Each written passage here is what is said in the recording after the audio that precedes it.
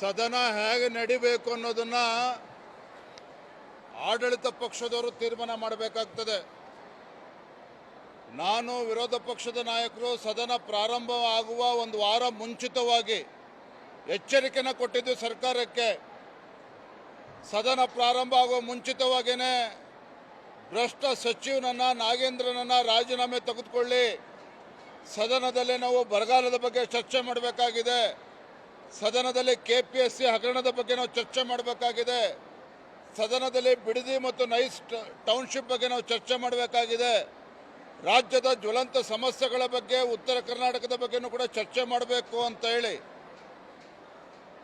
ಅದಕ್ಕೆ ರಾಜ್ಯ ಸರ್ಕಾರ ಅವಕಾಶನ ಮಾಡಿಕೊಡಬೇಕು, ಭ್ರಷ್ಟ ಸಚಿವನನ್ನ ಕೈ ಬಿಡಬೇಕು ಅಂತ ಹೇಳಿದ್ರು ಕೂಡ ಇವತ್ತು ನಾಟಕ ಆಡಿಕೊಂಡು ಇವತ್ತು ನಾಗೇಂದ್ರ ಅವ್ರಿಗೆ ಮತ್ತೊಂದು ಇಲಾಖೆ ನಮ್ಮನ್ನ ಕೊಟ್ಟಿದ್ದಾರೆ.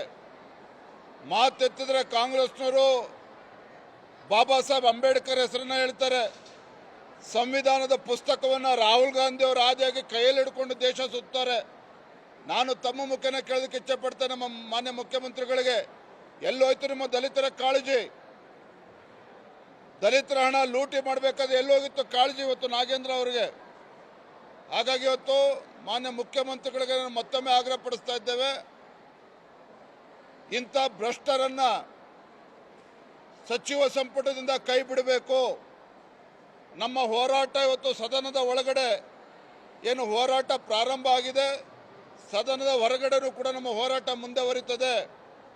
ಇವತ್ತು ಈಗಾಗಲೇ ನಾವು ತೀರ್ಮಾನ ಮಾಡಿದ್ದೇವೆ, ಭ್ರಷ್ಟ ಸಚಿವ ನಾಗೇಂದ್ರನನ್ನ ಕೈ ಬಿಡಬೇಕು ಅಂತೇಳಿ ಅಹೋರಾತ್ರಿ ಧರಣಿಯನ್ನು ಕೂಡ ನಾವು ಈಗಾಗಲೇ ನಿರ್ಧಾರವನ್ನು ತಿಳಿಸಿದ್ದೇವೆ. ಆಗಲೇ ಎರಡನೇದು,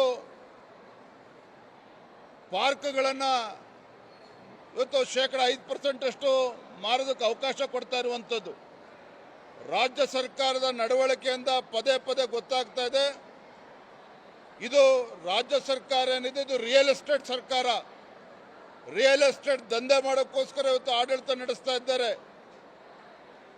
ACC ಹೊಟ್ಟೆ ತುಂಬಿಸ್ಕೊಳ್ಳೋಕ್ಕೋಸ್ಕರ ಕರ್ನಾಟಕ ಅನ್ನೋದು ATM ಆಗಿ ಪರಿವರ್ತನೆ ಮಾಡೋದಕ್ಕೋಸ್ಕರ ಇವತ್ತು ಈ ರೀತಿ ತೀರ್ಮಾನಗಳನ್ನು ಮಾಡ್ತಾ ಇದ್ದಾರೆ.